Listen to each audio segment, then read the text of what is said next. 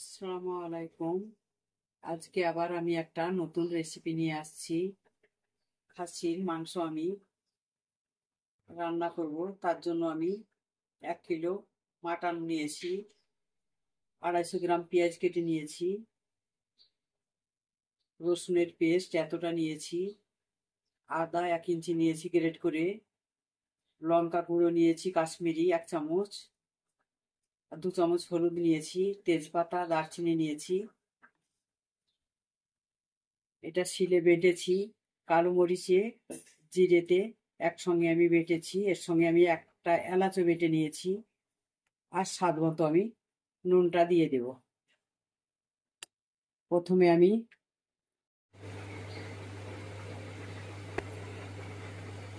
কড়াই বসিয়ে আমি তেলটা দিয়ে দিয়েছি। আমি কিভাবে রান্না করব আপনারা দেখবেন। প্রথমে তেজপাতা দিয়ে দিচ্ছি, দারচিনি দিয়ে দিচ্ছি,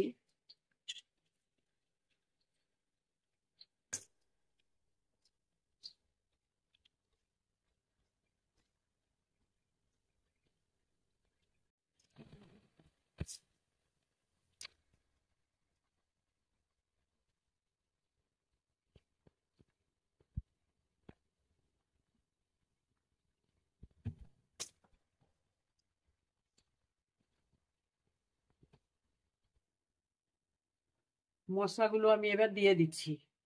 রসুনের পেস্ট, গ্রেট করা আদা কুচি, হলুদ আর লঙ্কা গুঁড়ো আমি একসঙ্গে সব দিয়ে দিচ্ছি।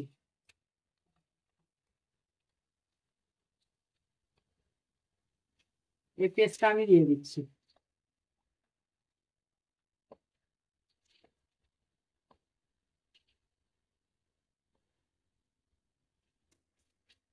স্বাদ মতো নুনটা দিয়ে দিচ্ছি।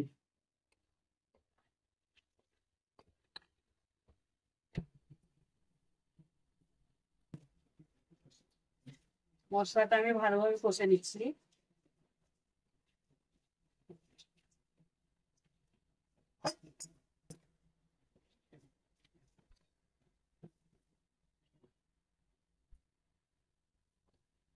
মশলাটা আমার কষা হয়ে গেছে। এই যে আমি এবার মাটনগুলো দিয়ে দিচ্ছি। ভালো করে ধুয়ে রেখে দিয়েছিলাম।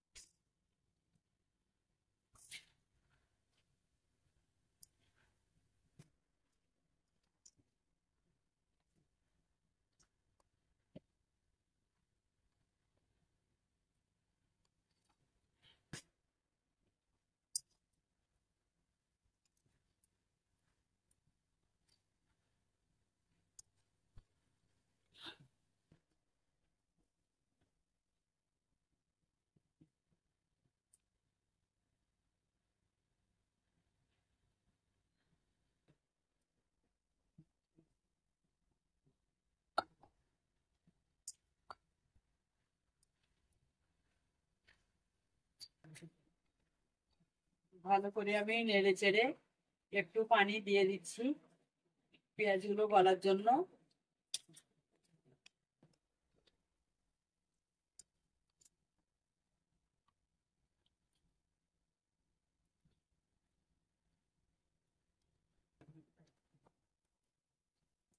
পানিটা আমি গরম দিলাম।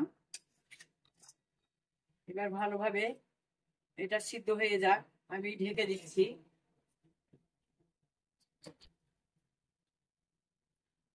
কিছুক্ষণের জন্য আমি ঢেকে দিচ্ছি, তার মাঝে আমি আরেকবার নেড়ে চেড়ে দেখাবো।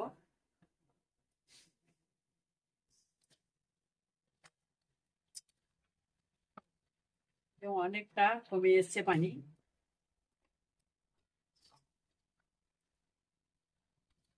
পেঁয়াজগুলো গলে গেছে। আবার ওকে ভালোভাবে কষে নিতে হবে।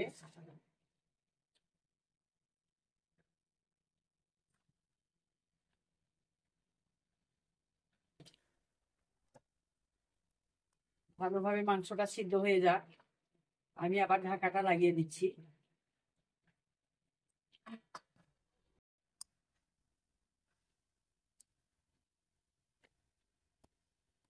ভালোভাবে আমি মাংসটা কষে নিচ্ছি।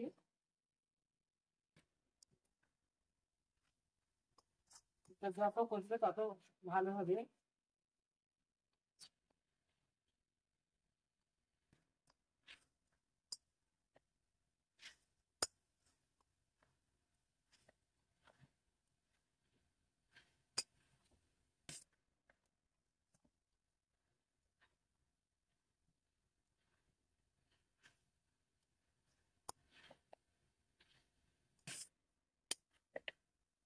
এই যে তেলটা ছেড়ে গেছে, এই যে কষানোটা খুব ভালো হয়েছে।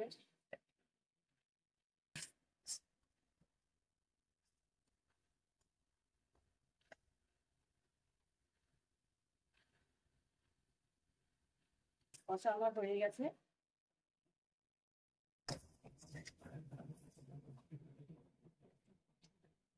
ভালোভাবে আমি কষে নিয়েছি। এতে আমি গরম পানি করে রেখেছিলাম, এটা আমি দিয়ে দিচ্ছি।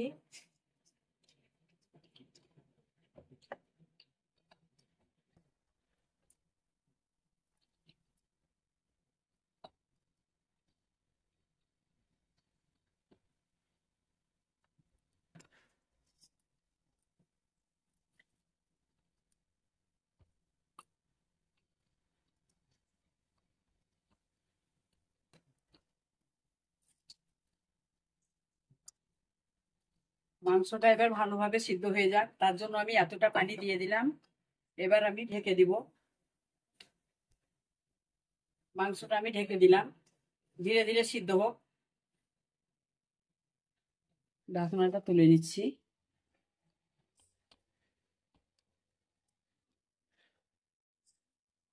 এই যে আমার মটন রান্নাটা হয়ে গেছে।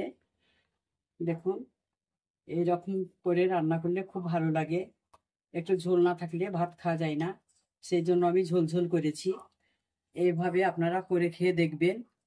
লাইক, ফলো, কমেন্ট করবেন, চ্যানেলটাকে সাবস্ক্রাইব করবেন।